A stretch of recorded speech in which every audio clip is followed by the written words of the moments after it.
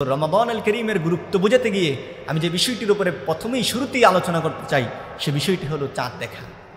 দেখুন এই চাঁদ দেখা আমলটি এটি কিন্তু একটি সুন্নাহ, আমরা অনেকেই জানি না। এই আমলটি আমাদের থেকে হারিয়ে গিয়েছে। এই চাঁদ আজ আমরা দেখি না। এই যে দেখেন রমাদান আল করিম আসছে, বৃহস্পতিবার, শুক্রবার বা শনিবার, এই দিনগুলোর ভিতরে রমাদান আল করিমের চাঁদ দেখতে হবে, দেখে আমাদেরকে রোজা রাখতে হবে। এই জন্য চলুন, এই চাঁদ দেখাটা হলো সুন্নত। এই চাঁদ দেখার গুরুত্ব সম্পর্কে আমরা দু একটি হাদিস শুনে আসি। এই চাঁদ দেখা হলো সুন্নত, আমরা এই সুন্নত আমল ছেড়ে দিয়েছি। এই জন্য চলুন এবছর আমরা বদ্ধপরিকর করি যে আমরা ইনশাল্লাহ চাঁদ দেখব।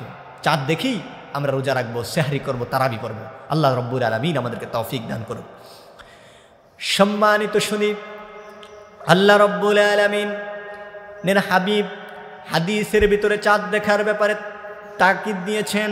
আল্লাহ রব্বুল আলামিনের হাবিব বলেন, আন উমার রাদিয়াল্লাহু তাআলা আনহু قال قال رسول الله صلى الله عليه وسلم, হযরত ওমর রাদিয়াল্লাহু তাআলা আনহু থেকে বর্ণিত, তিনি বলেন নবী করিম সাল্লাল্লাহু আলাইহি ওয়াসাল্লাম বলেছেন, লা তাসুমু হাত্তা তারাউল হিলালা, তোমরা ততক্ষণ পর্যন্ত সওম রোজা পালন করো না যতক্ষণ পর্যন্ত তোমরা চাঁদ না দেখো, এবং কি ওয়ালা ইয়াফতিরু হাত্তা তারাউহু, ততক্ষণ পর্যন্ত তোমরা রোজাকে সমাপ্ত করো না যতক্ষণ পর্যন্ত তোমরা চাঁদ না দেখো।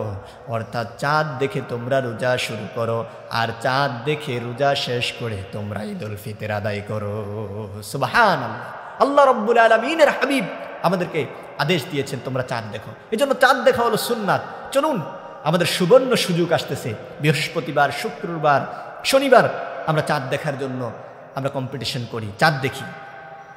শুধু তাই নয়, আরেকটি হাদিস আপনাদেরকে আমি শোনাতে চাই। ইবনে ওমর রাদিয়াল্লাহু তাআলা আনহু থেকে হাদিসটি বর্ণিত, আবু দাউদ শরীফের হাদিস। তিনি বলেন, ক্বালা তারান নাসু হিলালা ফাখবারতুন নবিয়্য সাল্লাল্লাহু আলাইহি ওয়াসাল্লাম, কিছু মানুষ চাঁদ দেখার খবর আমাকে দিল, আর আমি সেটা নবী করিম সাল্লাল্লাহু আলাইহি ওয়াসাল্লামের কাছে পৌঁছালাম। আল্লাহর নবীকে বললাম, ওগো নবী, আমরা তো চাঁদ দেখতে পেয়েছি, চাঁদ দেখেছি। আল্লাহর নবী ইন্নী রাআইতু ফাসামা, আল্লাহর নবী সাল্লাল্লাহু আলাইহি ওয়াসাল্লামকে আমি যখন বললাম নিশ্চয়ই আমি চাঁদ দেখেছি, তখন আল্লাহর নবী নিজে সওম পালন করলেন। ও আমারুন নাসা বিসিয়ামিহি, এবং কি সমস্ত মানুষদেরকে রোজা রাখার জন্য আল্লাহর নবী আদেশ দিয়েছেন। সুবহানাল্লাহ, সুবহানাল্লাহ। আল্লাহর নবী সাল্লাল্লাহু আলাইহি ওয়াসাল্লাম সবাইকে আদেশ দিয়েছেন। চাঁদ দেখা হয়ে গিয়েছে, নবী পাক নিজে চাঁদ দেখে রোজা রেখেছেন, এবং মানুষদেরকে আদেশ দিয়েছেন যে তোমরা চাঁদ দেখে রোজা রাখো। সুবহানাল্লাহ। এবার আসুন, নতুন চাঁদ দেখলে একটি দোয়া পড়তে হয়, আমরা অনেকেই এটা জানি না, আজকে শিখে নেই। নতুন চাঁদ যখন আপনি দেখবেন, নতুন চাঁদ দেখার পরে একটি দোয়া পড়তে হয়। হাদিসটি আল্লাহর নবী সাল্লাল্লাহু আলাইহি ওয়াসাল্লাম, তিরমিজির বর্ণনায় এসেছে, আল্লাহর নবী সাল্লাল্লাহু আলাইহি ওয়াসাল্লাম বলেন, আন্নান নবিয়্য সাল্লাল্লাহু আলাইহি ওয়াসাল্লাম কানা ইযা রাআল হিলালা, যখন আল্লাহর নবী সাল্লাল্লাহু আলাইহি ওয়াসাল্লাম নতুন চাঁদ দেখতেন, নতুন চাঁদ দেখার পরে আল্লাহর নবী এই দোয়াটুকু আল্লাহর কাছে করতেন, আল্লাহুম্মা আহিল্লা লাহু আলাইনা বিল আমনি ওয়াল ঈমানি ওয়াস সালামাতি ওয়াল ইসলামি রব্বি ওয়া রাব্বুকাল্লাহ। আল্লাহর নবী এই দোয়া পড়তেন, আমরা আবার রিপিট করছি।